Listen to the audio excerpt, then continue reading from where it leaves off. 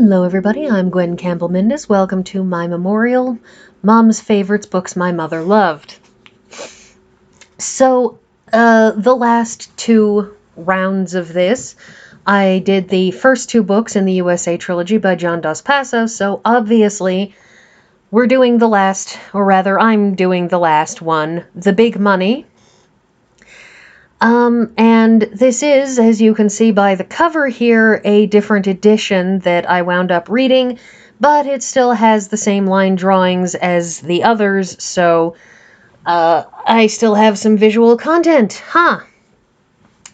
So this is a book that, like the last one, picks up with some people who were slightly off to the side in the previous book, and it picks up after the First World War. Because the first book took place a little before and a little into the First World War, and primarily in the US.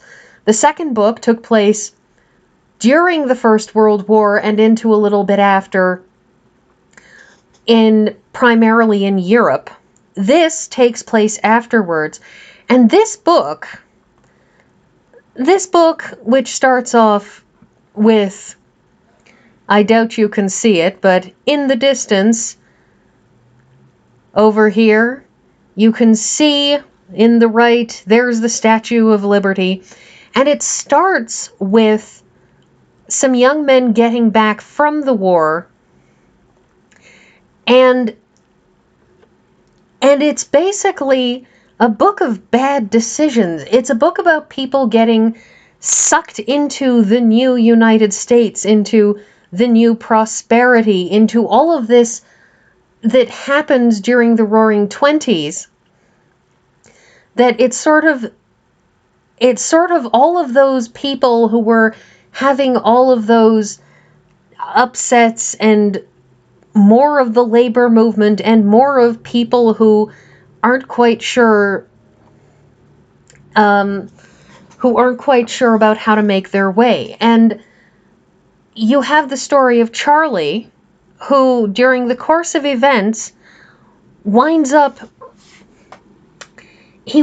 making a lot of terrible decisions. He winds up starting off as a farm boy who made it good in the army, became a flying ace, and he winds up basically being suckered in by all of these well-to-do people from rich backgrounds who basically use him and toss him aside. And he makes his way as best he can, but throughout the course of the book, it's just this long, slow slide into being an alcoholic. It's a slow slide it's a slow slide, but it's always with him making these bad decisions, and they're bad decisions you can see coming. And they're the kinds of bad decisions you look at and you say over and over again, this is a terrible decision. Why are you doing this? When he first gets back, he winds up in this relationship with Doris, I believe her name was. And the thing about her is, she's clearly that particular kind of rich girl. I mean, lots of rich people are like this, both male and female, but she's that particular kind of rich girl who strings a guy along, makes him spend a huge amount of money on her, and then when he's absolutely convinced that he's done all of these things, because they have in effect been having a relationship, and he's been trying to have her marry him, and through the whole of it, she strings him along and then says, by the way, we're just friends and I'm marrying somebody else. And he winds up finding another girl and getting engaged, and then breaking his engagement with her, even though it's a terrible idea because she actually shares his interests. She actually likes him. She actually is like him, and he winds up going for the really, really attractive one who just wants money. And these things happen again and again, and you can see him making these bad decisions over and over again because he trusts everybody. He just takes everyone at their word.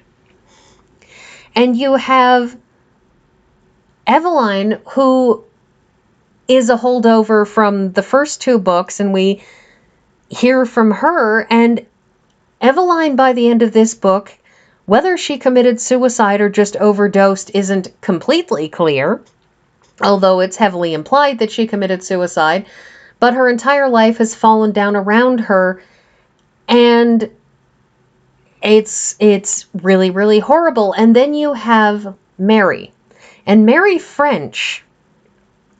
The interesting thing is I read the introduction on one of the copies of this book, and it's a very lengthy introduction talking about the meaning of the trilogy and all of these sorts of things. And the person who wrote this introduction went on about how Mary French is the only one who sort of sticks by her guns and stays true to her inner self and so on.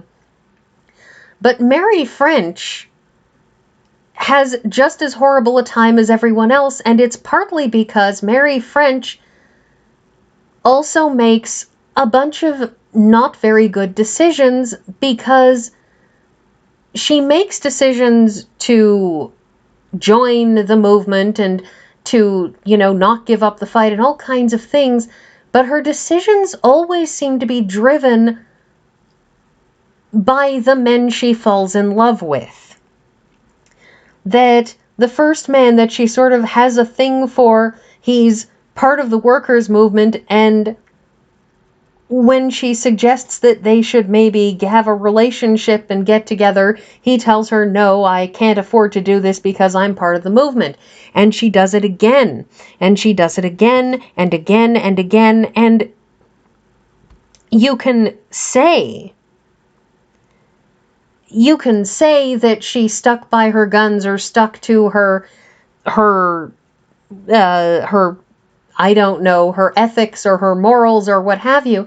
But the fact is, over and over again, she's getting thrown over by various men who she's not, because she's not just working hard for the revolution, she's trying to make herself worthy of these men and trying to do things for these men. And, it's not like a girl who tries to pretend that she's interested in hockey when she's not, because she wants to get a jock interested in her. She very much believes in the cause, but her belief in the cause seems to get far too bound up in these men, and they really do use her, because they use her attachment to the cause and her attachment to them to try to sort of to basically get her to wheedle extra money out of her mother, to do all kinds of things. And in the meantime, she gives up everything in her life for this cause, and while there is something to be said for that, I find myself at least looking at her and just thinking how very much she needs to take a step back and catch her breath, because she doesn't appear to have anything in her life that uplifts her. And it's something that's equally as important, and it's something that she gives up on. And, and she, as here, this is Mary French getting arrested for trying to hand out placards and things for strikers. She manages to get herself arrested a couple of times. She manages to get herself in various kinds of trouble. And everything that she goes through is just this constant tearing misery. And everyone in this book is in constant tearing misery. It's just that Mary French is the only one who doesn't seem to be trying to find something to make herself happy. Or rather, the only thing she tries to find to make herself happy are these men who are inextricably bound up with things. And what happens? One of them tells her, I can't be with you because of the movement, and one of them disappoints her because he's a bit of a government stooge, and the last one gets married while he's out of the country, which is just ridiculous and horrible of him. And the book ends in its way as it begins, because the whole series opens with the Vagabond, with this homeless, shiftless man who has no job, who has no future, just wandering America, seeing all the things. And the books periodically come back to him in between the brief bios that he does of various people like Thomas Edison and a whole bunch of other people, some of whom he clearly thinks well of and some of whom he clearly thinks very ill of. And he does those and the mixed up headlines that are spouted off in a big stream of consciousness burst. And then you have this guy, and I assume he's some sort of metaphor for the grand passel of working class Americans searching for meaning in life, or searching for jobs, or searching for the American dream. Because there's a lot in this that, of course, comes back around to the American dream. But it ends on this very, very sad note of the Vagabond standing by the roadside, his thumb outstretched, as a plane races overhead with its wealthy businessman on board, and he's just hoping for a car that'll take him another 100 miles and maybe there'll be a job at the end of it. And the thing is, I can see the art in this. I can certainly see the thinking behind this. But I also feel like this is... And I'm going to go back to that big foreword that I read about this series. And the thing about that big foreword is there's a whole thing in there about how we're all going to need the people like Mary French who don't give up to sort of pull the country together and make it all rise up. But this doesn't feel like there's going to be any rising up. It doesn't feel like if everybody were Mary Frenches, then we could all pull ourselves out of this. What this feels like is just the betrayal of the American dream, and that the American dream is nothing more than an illusion and a fantasy and something that most people aren't going to get. And it's almost like an acceptance of the emptiness of it all. And while I'm not the United States of America's greatest proponent, I do feel like this is a book that says, here are all of the darkest places in America, and none of it can be leavened with anything. There's nothing in this that suggests any kind of positive potential for the country. It's a very, very bleak look at things. And like I've said before, I'm a very shallow person, so I don't particularly enjoy bleak looks at things. But frankly, I found this a tiresome slog in the first book, and while I adjusted by the second was just about shallow people being shallow, and this last one is about people who got suckered in by the dream, who have been trampled by it because they weren't smart enough to have even the slightest bit of cynicism.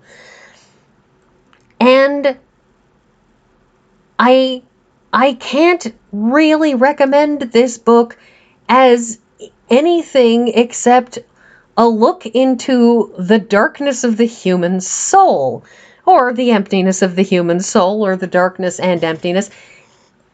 I can't really put the series as anything else other than that.